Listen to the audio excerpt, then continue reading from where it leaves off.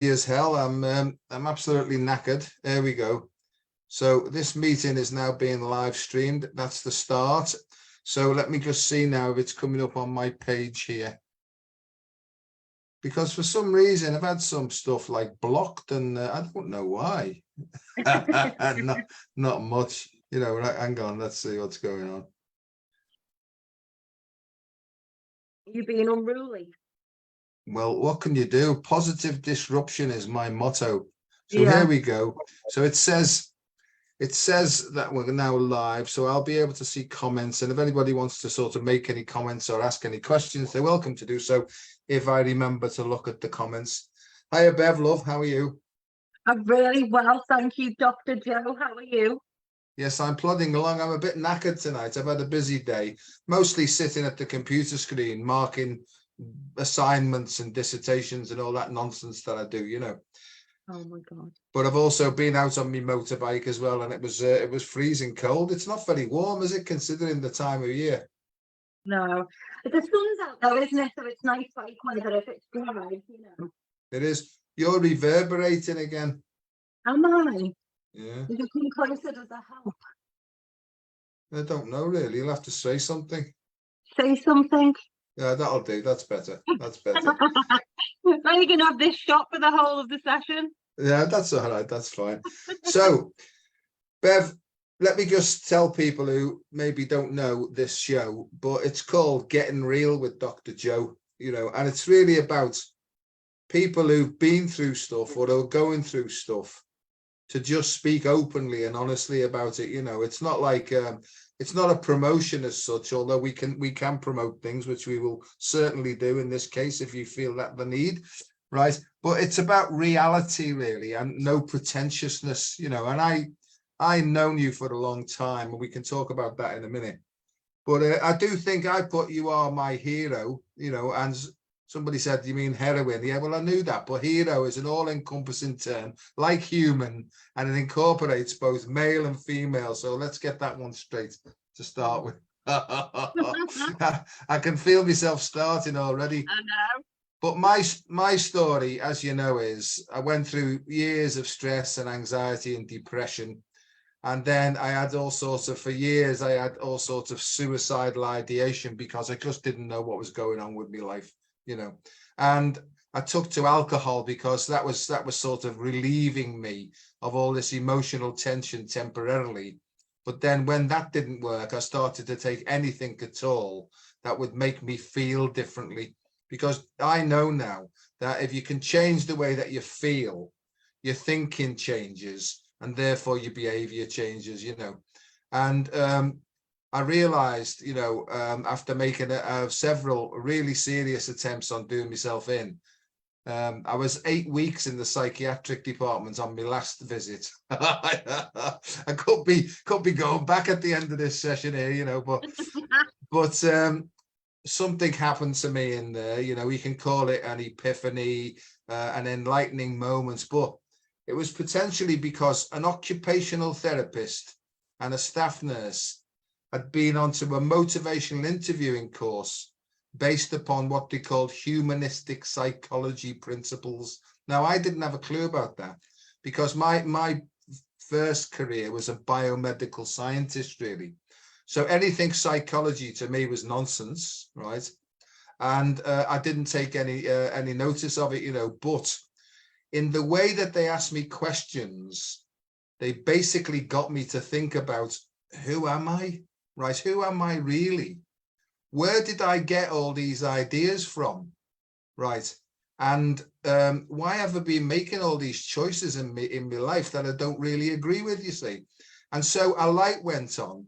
And when I came out of there, I went down a complete, well, I'd already been sacked from the NHS because of me drinking and stuff like that, you know. So I went down a different route, really, into complementary and alternative medicines and all sorts of different things. And basically it led me to meeting you, you know, because I taught psychology for the University of Liverpool. And I do some stuff now for Edgehill University, you know. So our paths crossed, I think, when I came and gave a couple of talks, I think, to your group, wasn't it? Is that right? Yeah, it was quite some time ago, wasn't it? Yeah, it was a while now, many years actually. Yeah, and so what I did there was what I do all the time is I just share my experience, my strength, and my hope with people, And I can see now that I'm in a position now where, and this is where it gets a bit controversial, where I feel that the answer to everybody's problems lay beyond psychology. So what have you got to say about that? Well, I think it's definitely, I would never challenge that in the slightest, but we definitely have the key for like what hurts, there's a theorist, isn't there? And he says what the client knows what hurts. And I keep getting reminded of that so much just lately, like being able to look inwards instead of looking outwards for the answers. Like you say, it's about turning your eyes instead of looking out, looking in. And I really resonate when you say that, like deeply. I know recently, because I do listen to what you say as well, and you've been saying about that you feel like you're almost going through a new birth in a way, right? Yeah. And there's a sort of principle called myoneutics, right? And it's really about being a midwife, right, to people who are undergoing this sort of rebirth process, you see. And I think it's a deeper psychological state where we almost like transcend what's gone before, but we don't disclude it. We keep hold of that information because it's very important. But some people get mixed up, you see, in my view and my experiences. They get back into their head with this new knowledge, and it becomes a more refined sort of egomaniacal sort of a way, you see. So my view is let the knowledge come in. I think it opens, as your heart opens, new information emerges, right? But it's so important that we keep our feet on the ground, you know what I mean? And I think my thing is the head and the heart and the gut, those three ego states, have all got to be open and aligned so that there's a flow from Mother Earth to Father God, or however you want to. I'm not a religious person, but I'm just trying to. It's almost like a science, really, of information to me, and it's almost like an electrical flow, that goes through the person. Does that make some sort of sense? Yeah, it does. Yeah, 100%. Yeah. And I think that's it. It's about keeping, like me, keeping my feet on the ground. What anchors me is AJ. And he's got literally no ego at all. He's just got a pure soul. And obviously for those that don't know who AJ is, like AJ is my son. Who was born in 2015, and he was born with a mitochondrial disease, and it's a complex one deficiency, which is way beyond me. That'll mean more to you than it does to me, Joe. I understand that it's a life-limiting condition and there's no cure. So when doctors said to us, basically this is it, this is as good as it's going to be, you need to go ahead and really expose AJ to as many positive experiences as possible. And so that really, anything really just went materialistic. He doesn't care about anything. He can't really communicate verbally. He can't eat to even enjoy food or experience greed. So there's lots of things which he really teaches me now how to communicate without using anything at all. And I think really for me, children like AJ are really, what he's doing for me is opening up things which I never knew I had. So the senses, isn't there? There's so many senses we're born with, but obviously there's another sense which I don't think any of us know until we're exposed to certain situations. And then it just opens up in that sense of enlightenment, if you like, and that higher power, whatever that looks like. And for me, it's definitely like Maslow's hierarchy of needs definitely resonates, and that sense of self-actualization and what that might be for each individual person.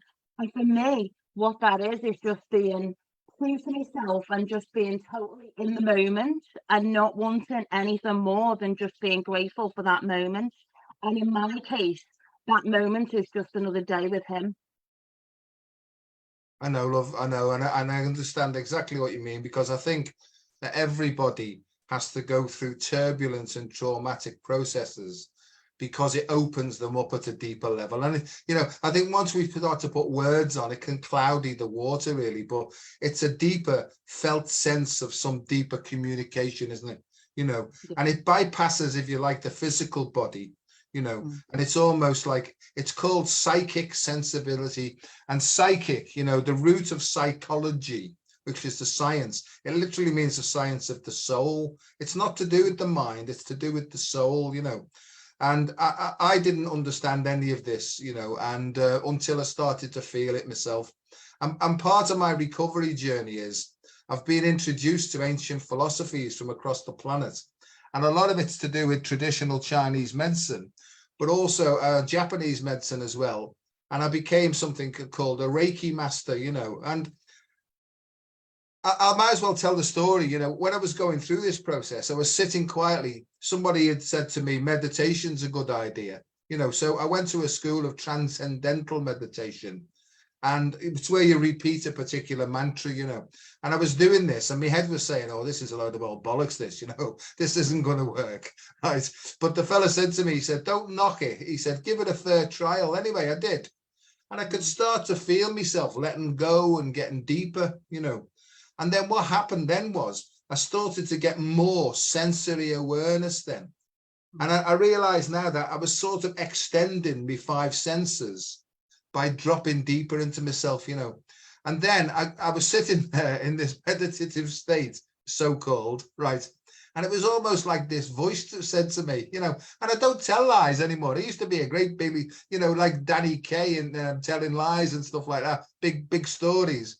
But I just say what's happened to me now. So I'm sitting there in this trance-like state, you know, and this voice said to me, go to the local spiritualist church. And I thought, oh, flipping heck. I thought it was going back to the psychiatric department, you know, but I sort of got this and I thought to myself, because I was guided by somebody who said, be open-minded now to all the information that comes in, right?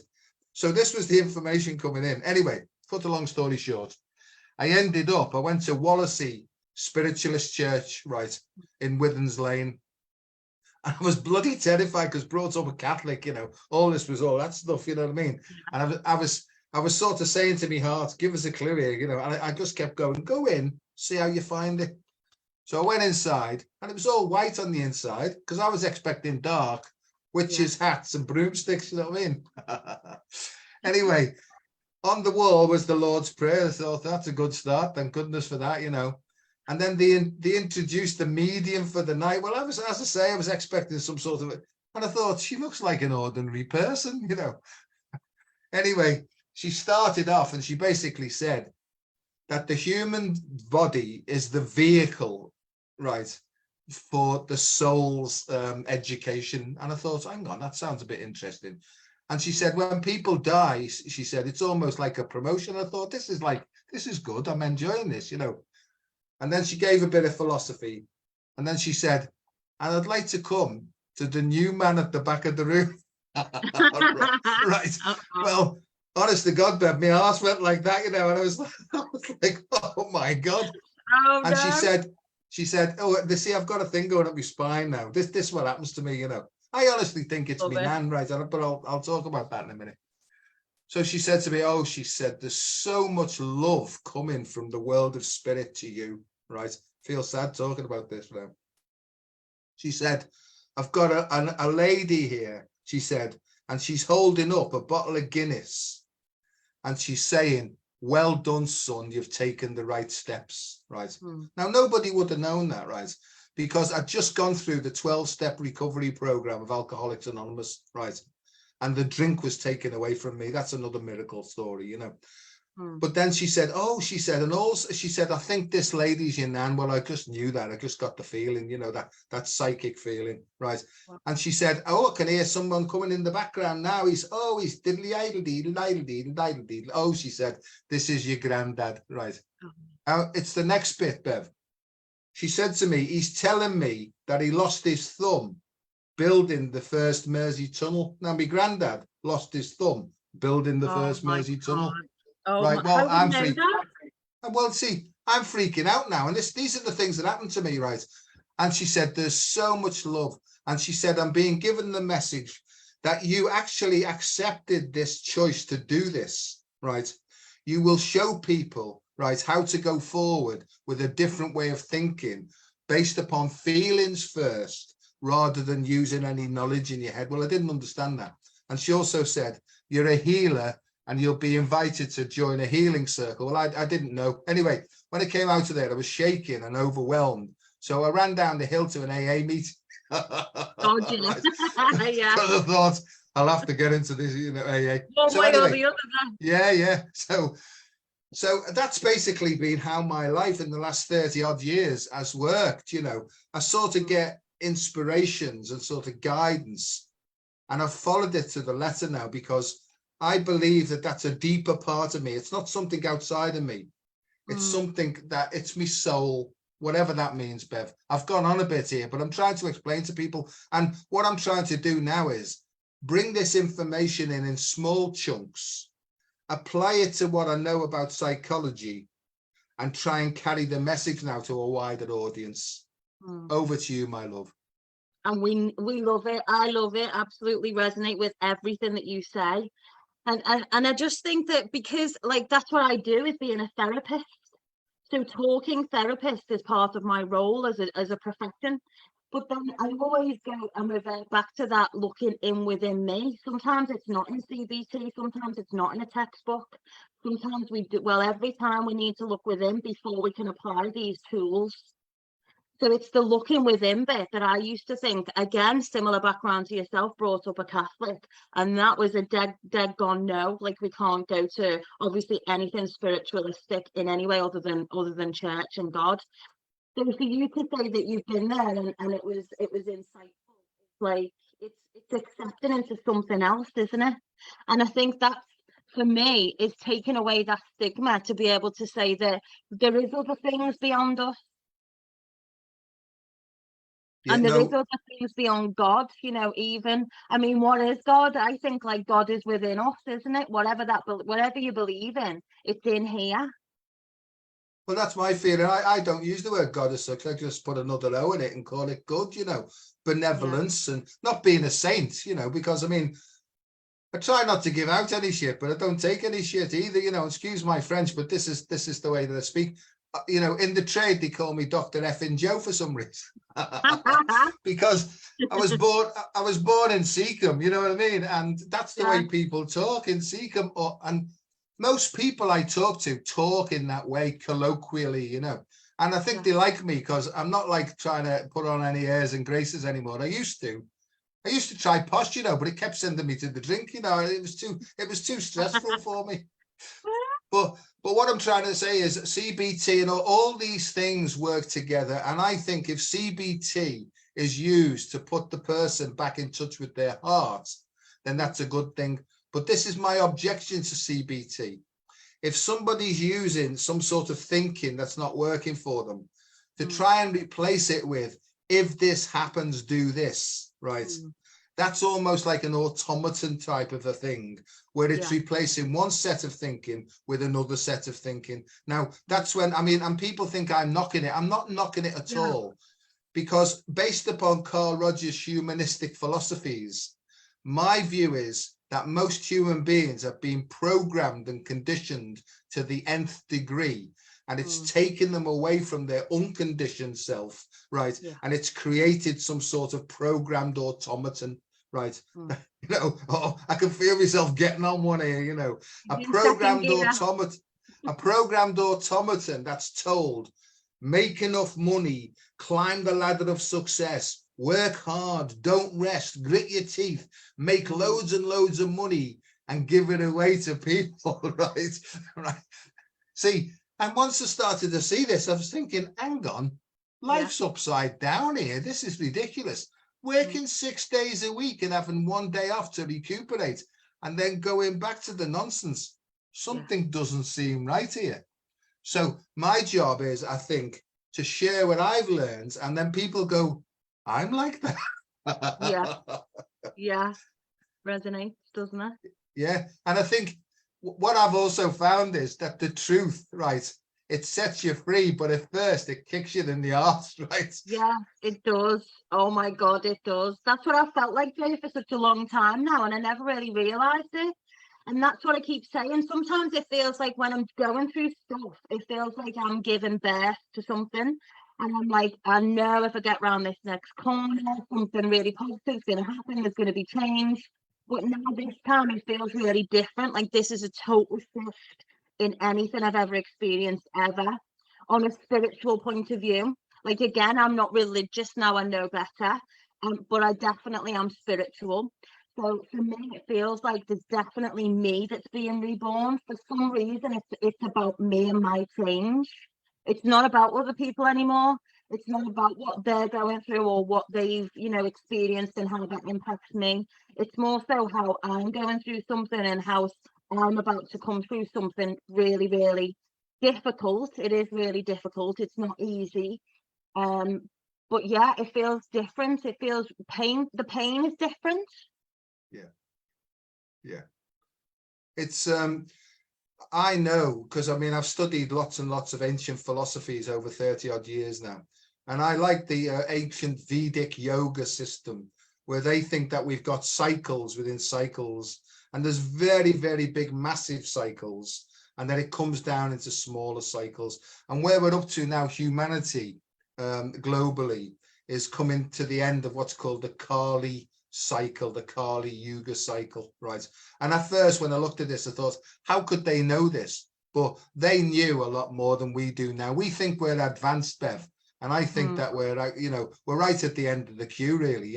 So what I'm trying to say is, there's a time when the world falls apart and disintegrates, and all the systems based upon greed and egomania and capitalism and all that, they all have to be wiped out, right, in order to start again from a different feeling. And I think what's actually happening is, at the moment, there's a great big shift coming in, a new tidal wave of consciousness or thinking that's knocking away all this old stuff that was thought to serve us, but it's no longer serving us now, right? It's actually being kicked out as the new shift comes in, right?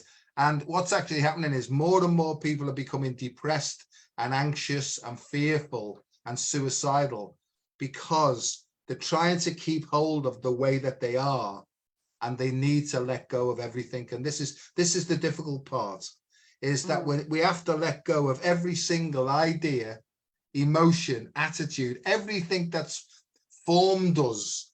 We're basically having to say, that's not working anymore. So take our head off, metaphorically decapitate ourselves with all the knowledges and the past, throw it away, and start just living from the heart, as you say, one moment at a time. And how do we know what's the direction we're going in? Nobody knows, but you can feel a sense of, I need to go this way. But if we try and reapply the old principles, we're going to get smacked on the bottom really hard, you know what I mean? And that's what's called instant karma. Because karma's coming in now. As you sow, so shall you reap. So if you do something that's against this flow, right, it's going to hurt you, you see. And just to say this bit, because I don't have to go on, you know that, but just to say this bit, in all complementary therapies, all pain, right, all pain is simply a blockage of the free flow of this energy that comes from the heart. So what do we have to do? If we feel painful, we stop. It's almost like you can ask your intuition, what is this? And it'll tell you clearly. You just told a lie there, Joe. Go back and tell that person that you told a lie. Oh, do I have to? Yeah, because if you don't, you'll retain the pain. So go up and say to them, right, I'm sorry, I over-exaggerated there, or I've changed my mind, or I said yes when I really mean no, right?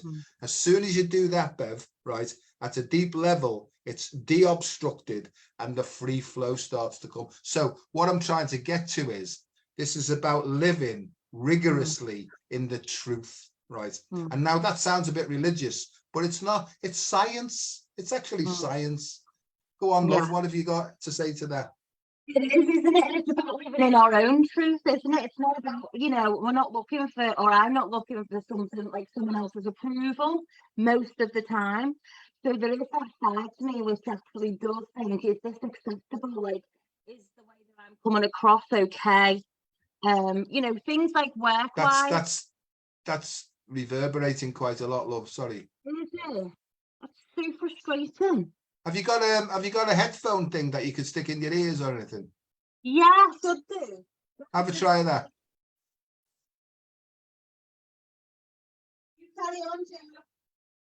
Yeah. So for anybody who's listening, you know, my experience has shown me it's not that you don't listen to what other people have got to say, but in the end, I actually think that what you're looking for is not in here or out there. It's in here, you know. The key to all your sort of problems, the solution is in here if you can sink deeply enough and start to contact this sort of inner innate intelligence that resides within us all, really. And I think that's what I've learned. And as a scientist, I didn't believe any of this stuff. And so maybe I had to get the point of like doing myself in to find out that I needed to look inwards rather than keep looking outwards. And what I like is, and I think it was Carl Rogers, and oh no, it might have been Jung actually, he said that the unexamined life is not worth living, you know. And where I was I was so distracted by external things that about myself, I didn't have a clue. Right, Bev, let's hear you. You look Can good you now. hear me? That sounds a bit better. Have a go again. Do I look all professional now?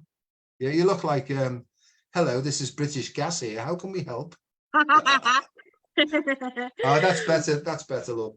Oh, that's amazing. Thanks, Joe. But yeah, I was just like, I don't know what my train of thought was then, but there was that sense of like not looking too much for other people's approval. So for me, it especially like, you know, being around especially like corporate people quite a lot of the time, there's that sense of like I need to comply or I need to be seen to be, you know, be behaving the way they do, speaking the way they do, dressing the way they do. And to be quite honest, I'm a bit pissed off with it. And I just think like there's something in me that's a bit of a rebel. And I think this isn't what makes the person.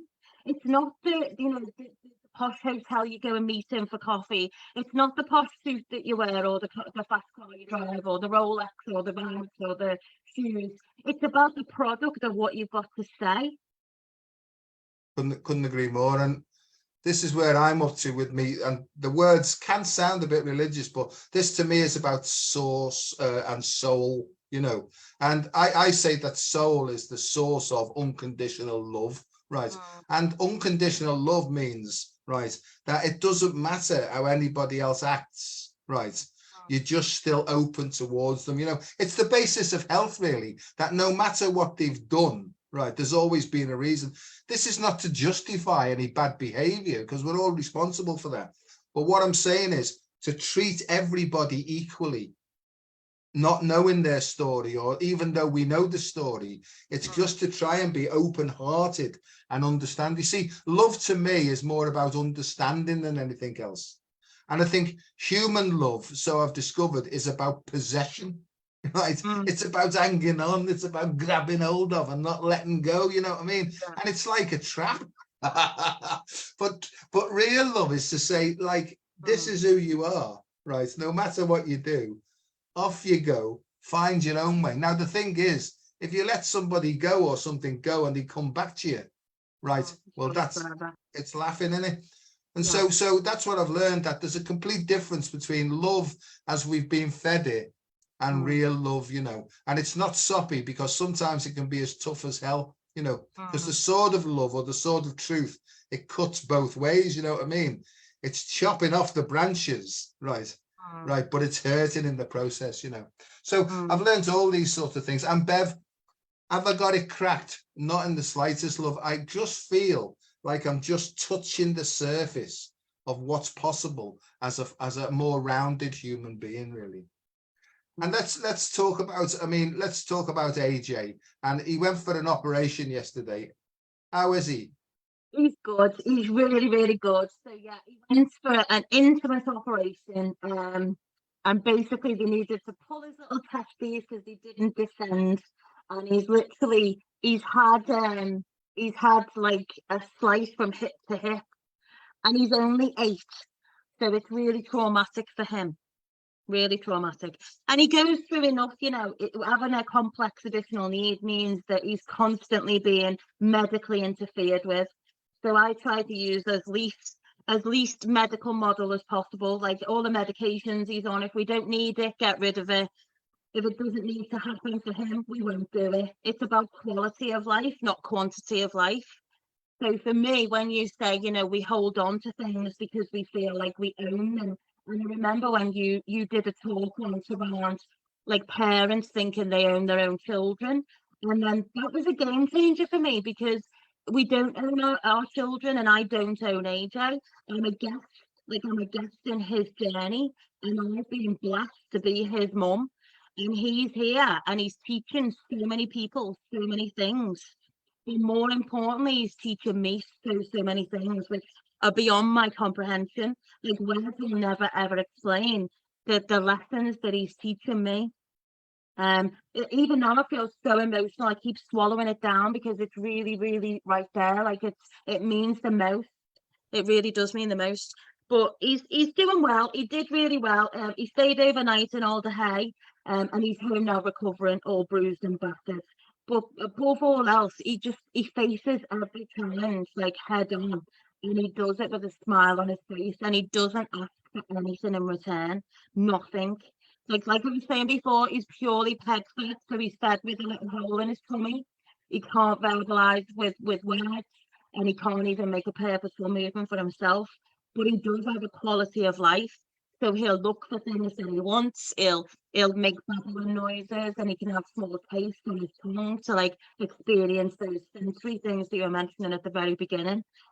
So sensory for him is everything, and it's just opened a whole world for me, which I really underestimated and didn't really know it existed. You know, life to me is like lily pads. And I think if you're on your own lily pad, you experience what that lily pad's like, and you don't know there's other lily pads available. And then when you do make the jump and be brave and go on to something else, which you don't know where you're going to land, it's so insightful.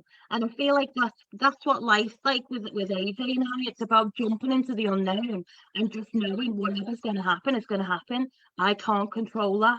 No matter how much I worry or no matter how much anxiety I have, I simply can't control the unknown or the variables.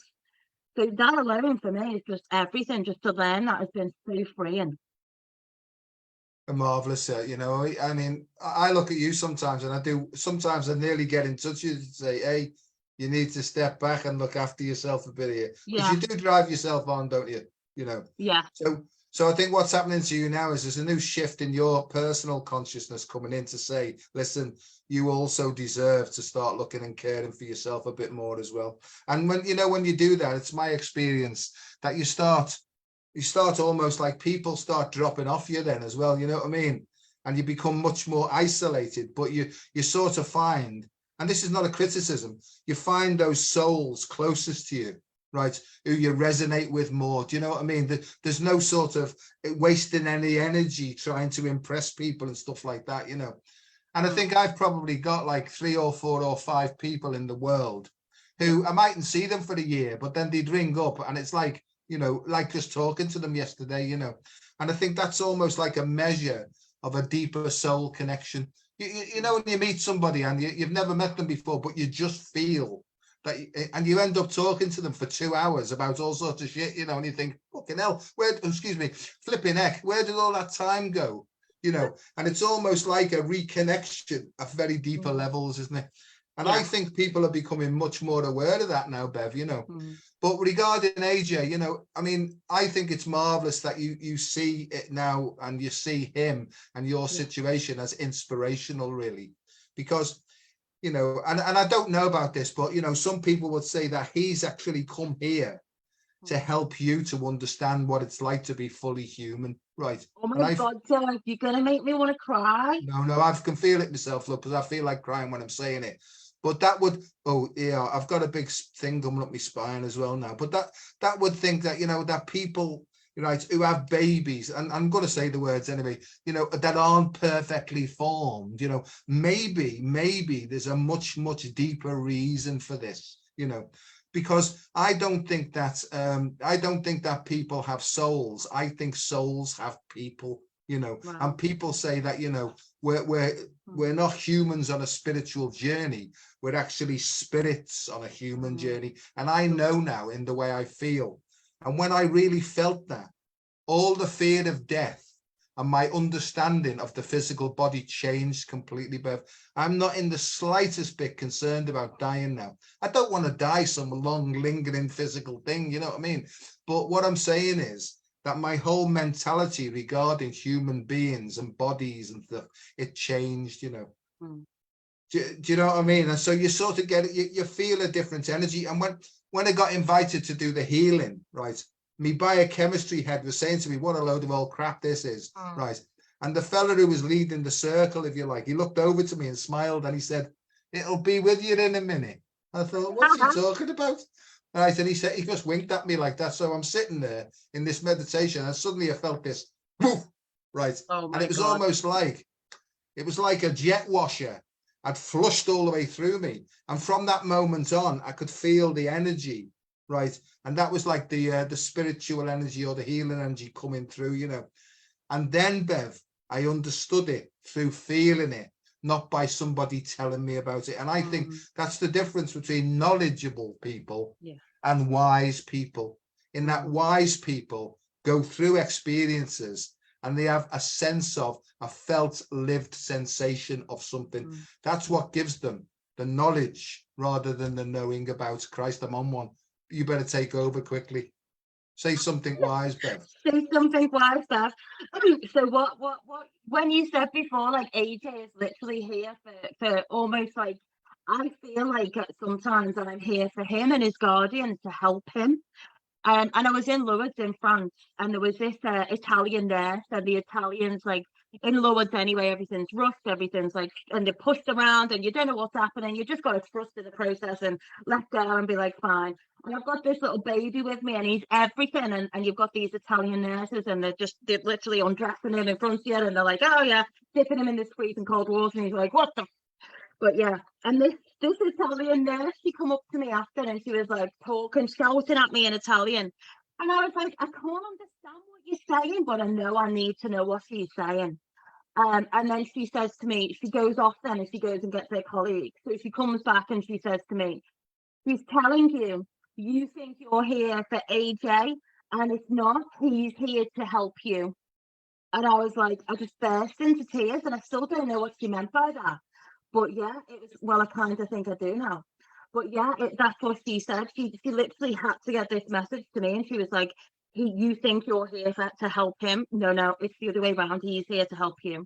And I just was like, how could that possibly be? How could he help me? And now, I think even just saying it out loud to you then, something's just changed. Yeah, and that's what changed in me. My consciousness changed, and therefore my way of seeing things changed, because you know perceptual things.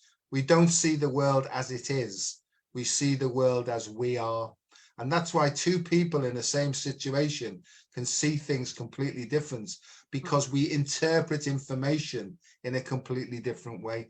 And that's why people who have heightened sensory awareness, some people call it extrasensory perception, but I just think that they have extended radars on these five senses, you know. And apparently, and I don't know whether it was, but apparently I was born supremely sensitive, but frightened all the time, because the world always seemed like a very harmful place to me. So it's almost like I created this cave, you know, and I talk about like the anemone.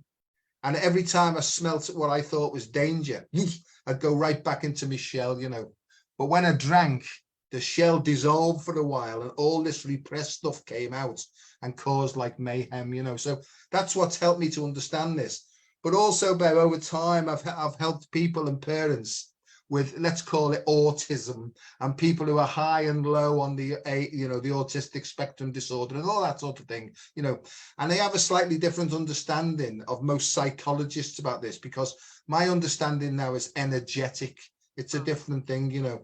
And you know yourself that some of these children, right, are prodigious in certain skills and abilities, but they can't like cook for themselves, they can't wipe their own bottoms, they can't wash and all that. Now, I've been shown a set of techniques whereby some of that energy can be moved into different parts of their hemispheres, their brains, through sensory techniques, you know.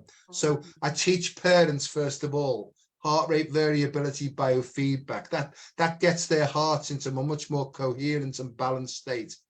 And then if they imagine that when they're breathing out, they take their hands, right, and they can actually stroke their hand all the way out and imagine that the energy is going out to the fingers.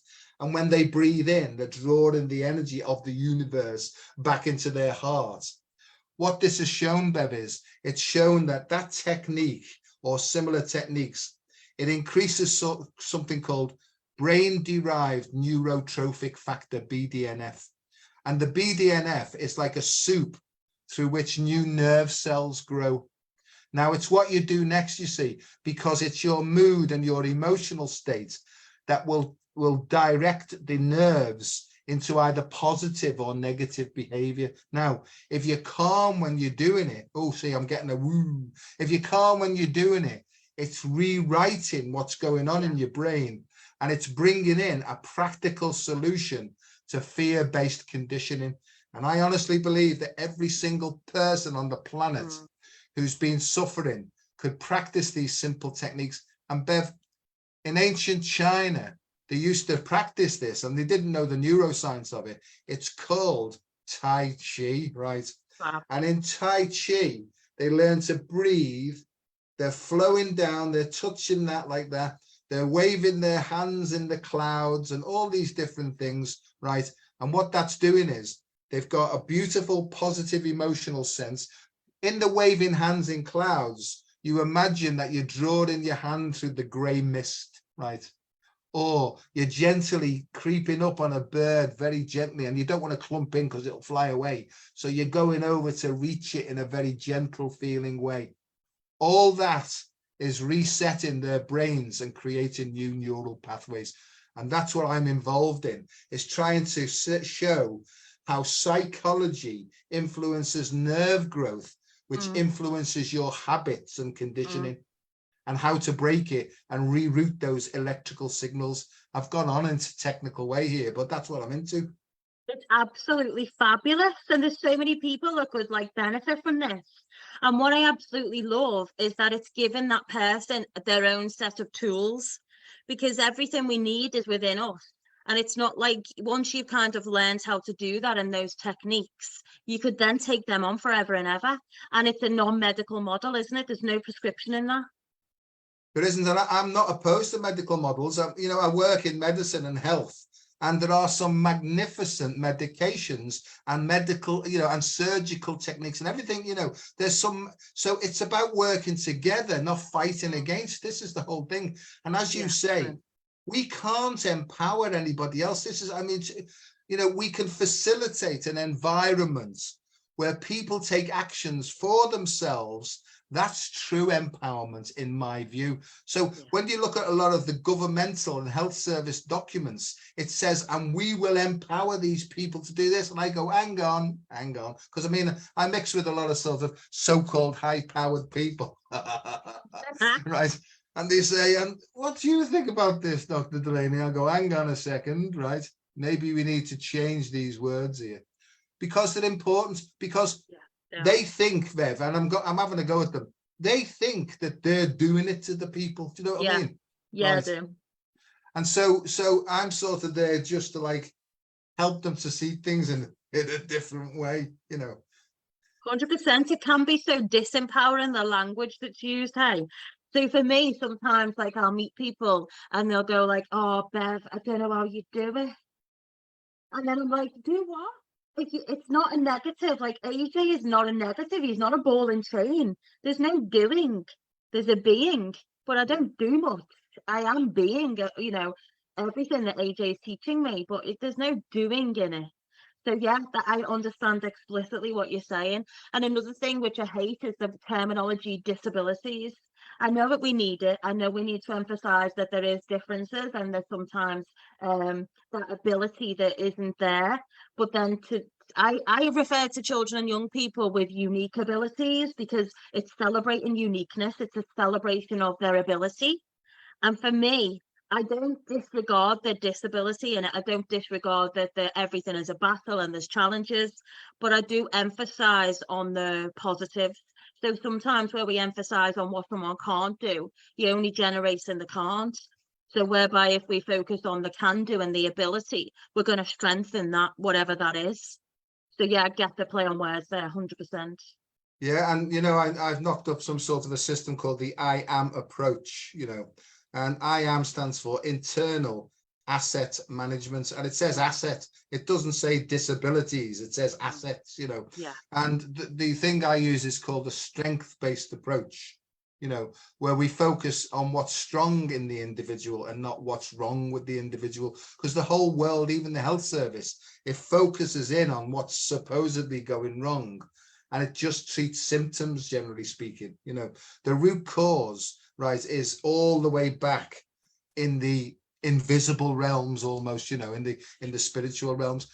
There's so much going on. What was I going to say there about I don't know, it'll come back to me. Oh yeah, you mentioned before Maslow's hierarchy of needs, and I might have touched upon that in the talk, but I can see now that what's actually happening is Maslow believed that at some point individuals had to break away from the herd or the group that they were in and go and find their own way through life.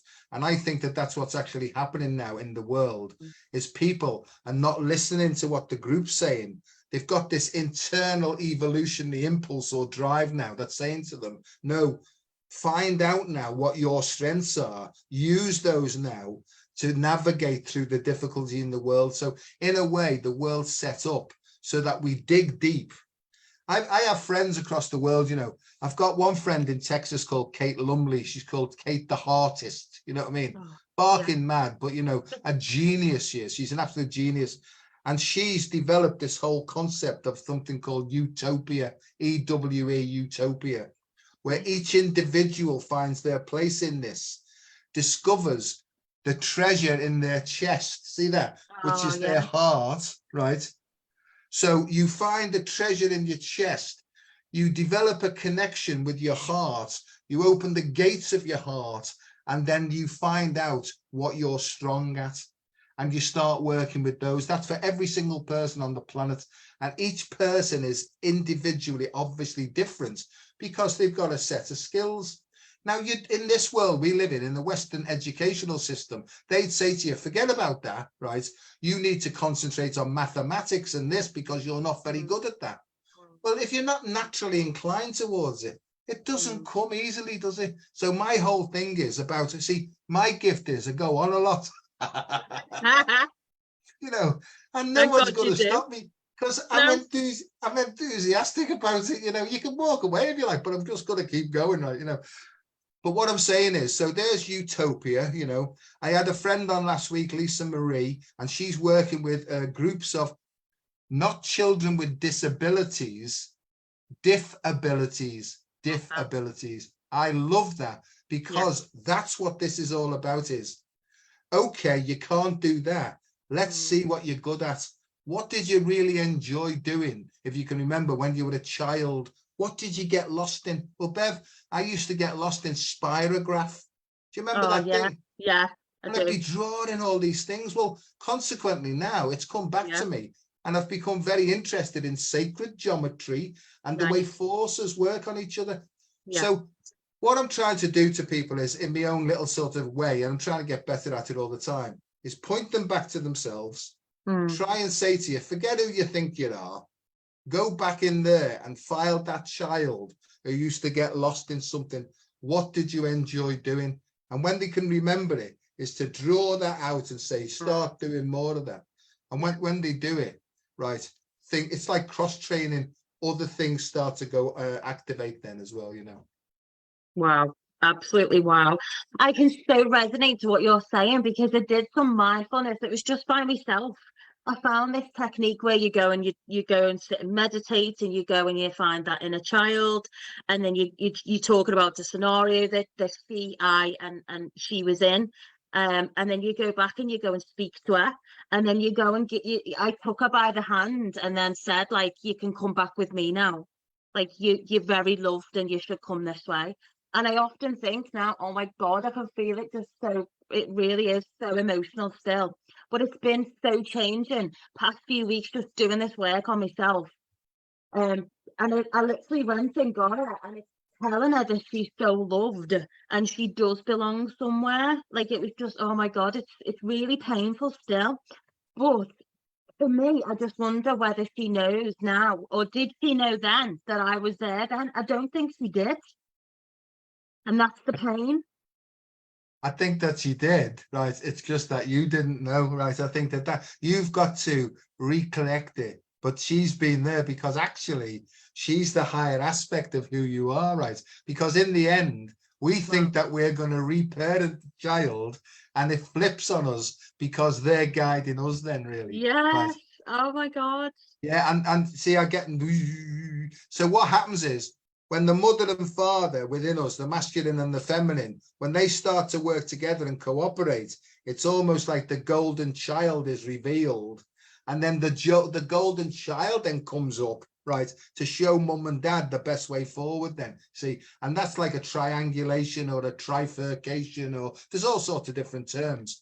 But it's like transactional analysis, Bev. You know, those Yeah. three ego models, Yeah. you know, that most of us, we've got this sort of emotional side of us that's either aggressive, right, or a frightened child, right? And then we've got the parents that's like authoritarian, you do what I tell you. And so there's always that conflict going on. But if the parents can become like a nurturing parent and the child can be let out to play, what happens then is a dynamic changes and they both then become a more balanced.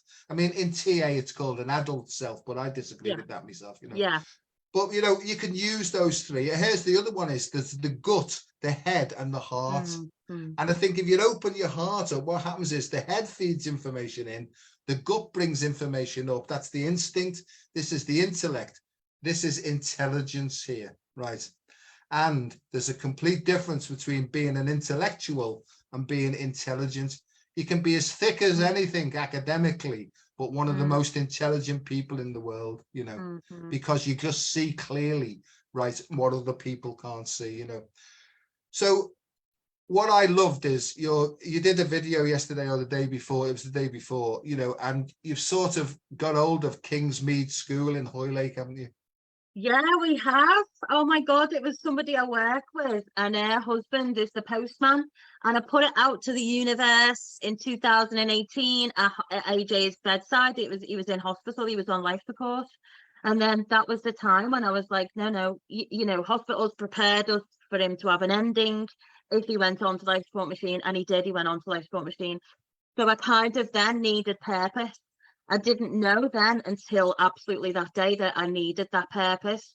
And I just really was like thinking, what is it? You've come here to do something, AJ. You didn't just come here to like die. As black and white as that, he just didn't come here to die. He come here to do something else. And so I designed it at his bedside, and that's what kept me sane, because I didn't want to give up hope. But yeah, so I designed it, and I wanted, like, even writing it down to, you know, the sensory stuff that you speak about.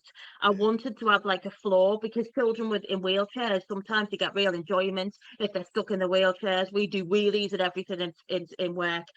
So I imagined having like a sensory floor that the children would be able to experience these senses. It was going to have a pool. It was going to have a place where they can stay overnight. It was going to have this sensory suite. It was going to have it all. And I was like, oh my God, went to view these buildings. It was talking £2 million just for the building. I was like, oh, sugar, I can't. I nearly swore then, Jim. But yeah, I was like, I can't afford that. And then just anyway, something happened. I just kept digging deep, and I was like, I know what I come here to do. And I know that I have to provide respite care for children like AJ, and to give people like me a break, because although I love him, and I love him to death, literally, it's hard work. And when you talk about self-care and me needing it, it resonates. But there's also other things that go on for me, like not trusting, and the services that were put in place sometimes are quite restricted. So I really want to complement those services by giving that lived experience. So yeah, we ended up, long story short, AJ come off life support machine, and all of those plans that I wrote and dreamed about by his bedside on little pieces of paper and asking loads of nurses for a pen, they've developed into this now. And I'm absolutely pinching myself every day and being so grateful, because I keep thinking, good God, I made a promise to something higher than me. Like, whatever that is, I made a promise. Like, please give me more time with AJ. And I promise I'll create something the world has never seen for children like him and for people like me. Because right now, this is shit. And if before this was life went on, life was shit. And I don't want life to be like shit after this. So yeah, I made a promise to something higher than me. And now I've got more time. So I know no business plan in the world is ever going to be able to articulate that. So sometimes it's just a knowing that if he's got one more day, AJ and Friends is going to be something the world has never seen. So yeah, we acquired Kingsmead, which used to be a really great private school. And I could just imagine them all like doing their education, and life's great and staying overnight, and they're really wealthy in lots of different ways. And if you go there, Joe, and you will, I know you will, the vibe is everything. The vibe, as soon as I stepped foot on that place, I knew that place was home. And I remember speaking to a lady. I went in there and I was like, do you know what? I'm not offended by this. I know it's completely out of my realm of, what I could possibly afford money-wise, but I'm not offended in the slightest. I know I belong here. I just don't know how. So after walking around the major school, she took me to this little cottage and I was like, this is for me. Didn't even ask how much. I just knew this was for me. Yeah. And the universe, or this next level of intelligence that's guiding us, or whatever, because I don't get into all that, because it's just confusing, but it's a feeling that we're being guided for some deeper and probably better purpose, you know what I mean? And I feel the same way, Bev. And I think there's so many more people who are starting to trust this intuitive process and just be courageous enough to step out and have a go. And if they make a cock up, it doesn't matter. At least we've had a go. And what I liked about there is I got this like vision of womb ecology, water births, the whole business, you know what I mean? Right, I saw it because the irony was it used to be dead posh Kingsmead School, and it's get out of the way here because here come the masses, you know what I mean? Exactly. And I love that. I love the irony of it as well, So that was marvelous. And, I think also I can see that a home education or more local education, that's coming as well. There's a great big thing to try and force people into staying traditional stuff. But parents now are waking up and they're realizing, hang on, there's more to life than trying to force people and go through that whole system. Bev, I'm in the bloody system. I teach in the universities and all this. And I see it clearly, so I'm like Oscar Schindler, and I just pop my head up above the radar every now and then and say, hey, have you thought about this? Yeah. And then I go, and they get back. yeah. Then I go, whoa. But when I saw it, because I mean, and the facilities are just fantastic, really, and I'm sure. And the other thing is as well, I get a thing about caring for carers as well. So parents need respect care, don't they, as well, So it's the way I see it, it's a family thing. It's an individual thing. It's a group thing. It's a family thing. It's a community thing, And on that note, I'm going to put an advert out here that if anybody local is listening and they feel like they want to give you a hand in maybe cutting the garden and taking them sheds and greenhouses away and stuff like that, how would they get in touch with you, Bev? They could email us at ajandfriends.care@outlook.com. They could message me directly. They could message the AJ and Friends Care Facebook page, or we've got a website that's www.ajandfriends.co.uk.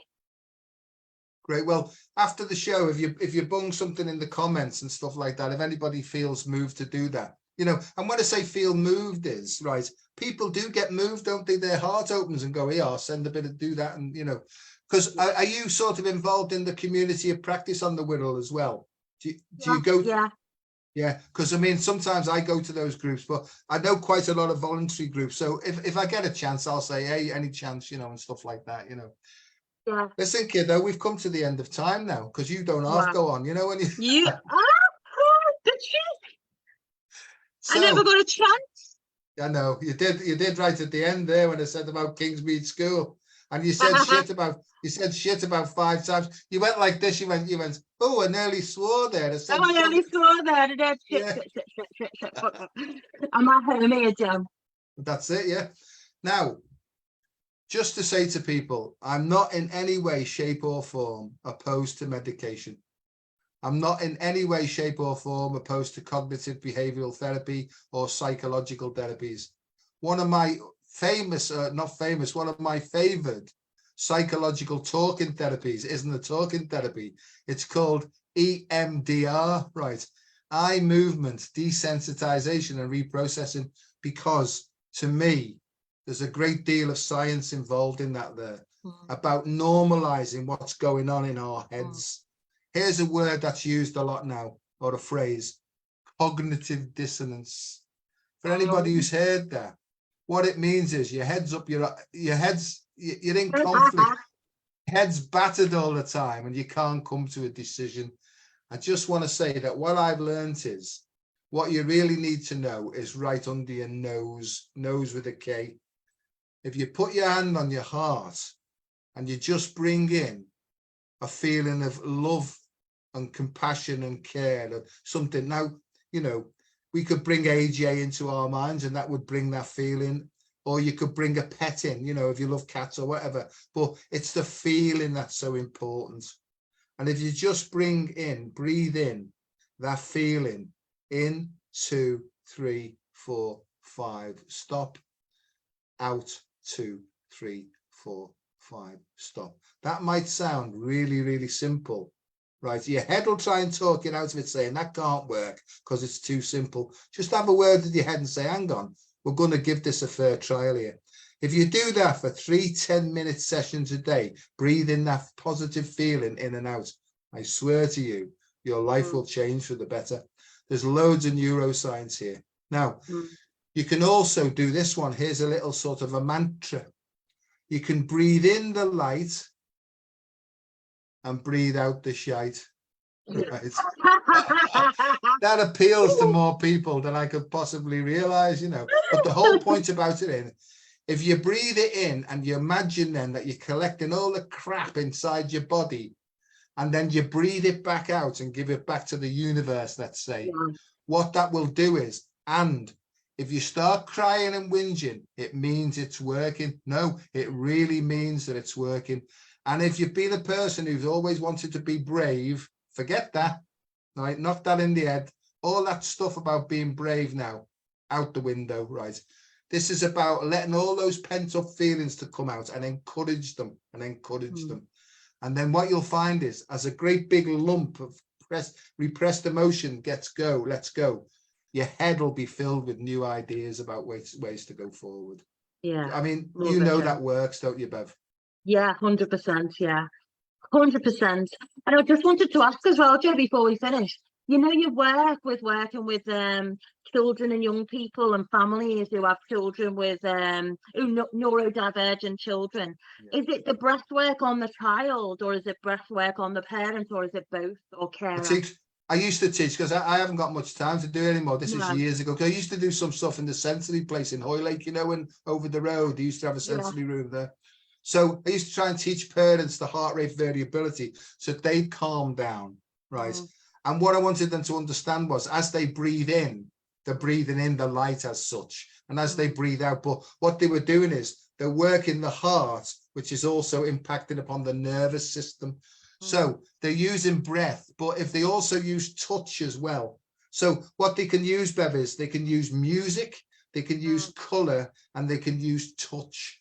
And the touch is the most important one, because if they get it rhythmically in time with their breathing, then it starts to impact upon the brain and all those sort of neuropeptides and neurochemicals and stuff like that, you know. So yeah. And so if the child's young, the mum or the dad can sit them on the knee and they can all start to do this, you know. Bev, I've got ideas on little toys where by breathing, the kid could maybe breathe in and out, and some sort of monkey could go up and down the tree. And I don't know. I've got loads of ideas, but I can't practically do them all myself, you know. Yeah. So there you are, my love. I know I do go on and I can't help that, but you know, that's the way I am. And as Dr. Pershing's here, she's saying that's called Tonglen practice. Nice. And you can do that. And what in Tonglen, what you can do then is you can actually, as you get good with it, you can do it in pairs then. So parents could do this. And it's Wow. almost like two hearts merge Yeah. because of breathing and positive emotion. Bev, there's so much that's been poo-pooed as ancient knowledge, which is crap. It couldn't be further from the truth. No, So, I definitely resonate. When AJ was undiagnosed with sleep apnea, when he used to go to sleep, it was like he passed away. I don't really want to say more than that on this because it's quite like it's triggering for some people. But literally, it was like he wasn't alive. So for me, we used to sleep next to each other, and there was constant touch. There was a constant connection and an exchange of energy. So I know without knowing 110%. I'm living proof, or AJ is living proof of exactly that. and what experts have tried to do is they've tried to talk us out of our own personal lived experience. And Bev, that's the most powerful thing, is because we've experienced it. So when you ask to somebody to say, what's your personal experience of this? You're gonna, if they tell the truth, you're gonna get more information from that than you possibly do reading a thesis and things like that. Yeah. So just before we go, love, can you think anything else? No, just to say thank you again for your time, Joe. I feel like whenever I speak to you, it's such a gift because you're so busy and you're so like into everything that you're doing. So to have a platform with you is like very, very healing for me. So I feel a bit selfish by sitting here sometimes and absorbing everything that you say. And even when you say putting your hand on your heart, I was like, yeah, I'm gonna go for that. Like literally, I'm in. I'm all in because I know 110% what you say works. So I just want to say thank you. Thank you for doing what you do because you're helping people that I don't think even you realise that the reach is beyond, like literally beyond. So thank you. Well, I mean, thanks, love. I mean, I feel like myself, people say to me, you've got all these qualifications. I don't feel clever at all. I just feel like somebody who's trying to learn a little bit more and pass it on all the time. So on Sunday, I'm doing this, my 20th marathon, Wow. and I like dressing up me, I'm like a bit of an exhibitionist, but I won't be like pushing it too hard, because I had those couple of heart attacks 18 months ago and things like that, and I've had to have a word with myself in the last few days, Bev, because I take on too much, I bite off more than I can chew, and nobody's doing that to me. I'm doing it, right? Because there's still a people pleasing aspect part of me that needs to say no. I'm overloaded, so there you go. I'm still working on myself all the time. I'm still trying to improve, getting closer to more and more feeling comfortable with myself, Right, my darling. So thanks very much and keep in touch, and I'll speak to you in person very shortly. Thank you, Joe. Much appreciated. Lots of love. Okay, bye, darling. Bye. Bye.